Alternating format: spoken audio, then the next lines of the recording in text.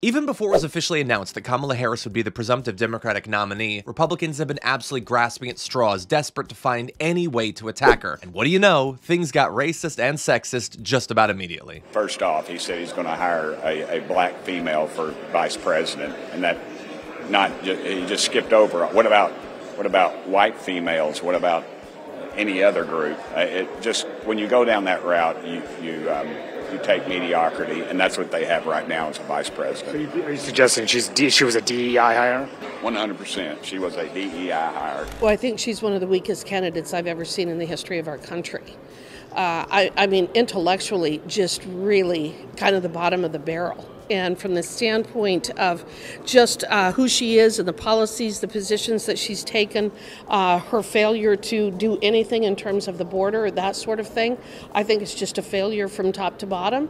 I think she was a DEI hire, and I think that that's what we're seeing. And I just don't think that they have anybody else. I just think that they're in real disarray. They have absolutely nothing to attack her on, which is strange when you think about it, because Kamala Harris has been in the public eye for many years, and you have nothing on substance. You just have childish, petty insults. Well, Texas Representative Jasmine Crockett, at least, is having none of it. Listen, this tells you everything that you need to know about these clowns. They have nothing of substance to contribute, as they normally don't. I mean, this is exactly why we literally are supposed to be working next week, and we're not even coming to work to make sure that we can pass a budget, because they have no plan. I need the American people to wake up. They have no plan unless we start talking about Project 2025, which doesn't do anything for any of us. And one of the things that they continuously push in Project 2025 are these unwarranted attacks on anyone that is diverse in any way, and they try to pretend as if we don't have credentials. But my question is, as you continue to say that somehow J.D. Vance is prepared and qualified to be the vice president of the United States,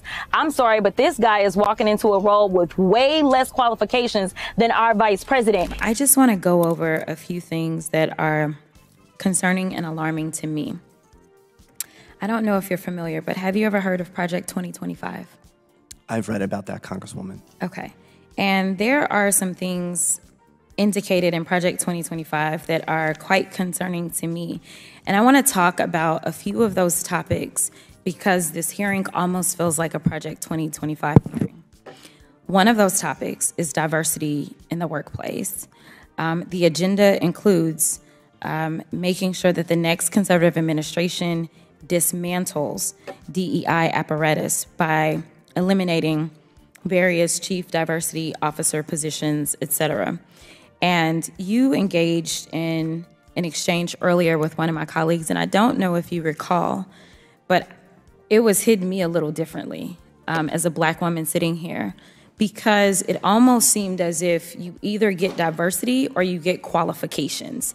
It did not seem as if my colleague understood that someone can be diverse and qualified.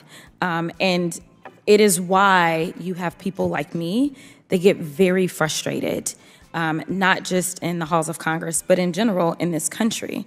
Because as I'm sitting here, and there seemed to be this question of you're either diverse or you're qualified, all I could think about was the fact that I currently hold an honorary doctorate. I also hold a Juris Doctorate. I also hold a bachelor's. I also technically hold the rank of Lieutenant Colonel in the Civil Air Patrol, and I actually practiced law for almost 2 decades, in addition to serving on various boards, in addition to being a prior state lawmaker. And there are those that would make some people believe that because I happen to be black and or a woman, that somehow, even though I can rattle off all the qualifications in the world, my blackness makes me unqualified. My question to you is that the attitude that you subscribe to? Absolutely not, Congresswoman. And in fact, what we do at OPM every day is look to knock down barriers that are keeping qualified people like yourself, qualified people from all across America for pursuing federal jobs. Some of the things that we've done, for example, are eliminate unnecessary degree requirements and assess people based on the skills that they have and not just where they learned them.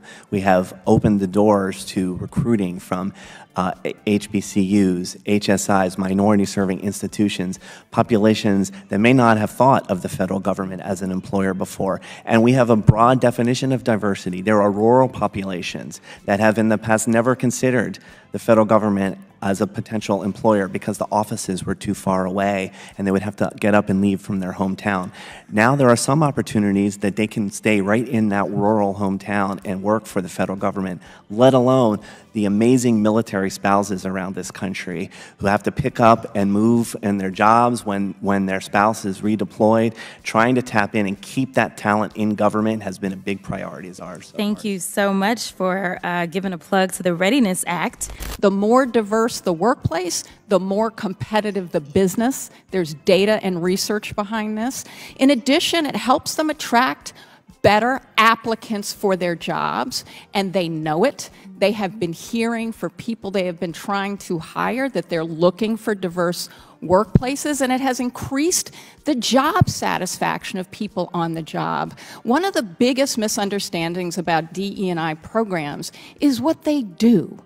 Because a huge part of what they do is give employees ways to get to know each other and find ways of working together effectively. So when we're talking about diversity, equity, and inclusion, we need to remember that it's identifying unfair barriers to opportunity for highly qualified people, whether it's promotion or hiring, as well as to ensure that employees are working well together, enjoying the workplace, and wanting to stay there.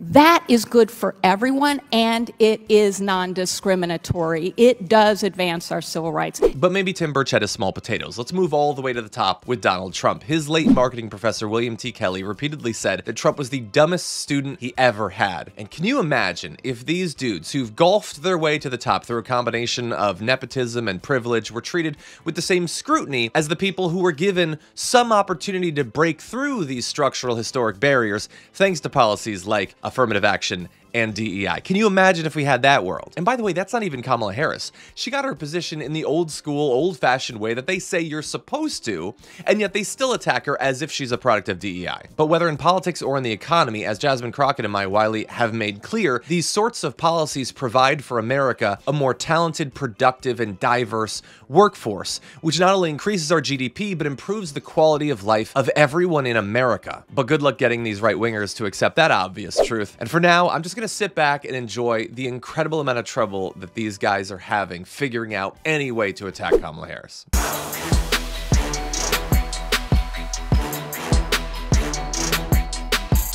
Thanks for watching our video. Did you know that you can support our show by becoming a subscriber?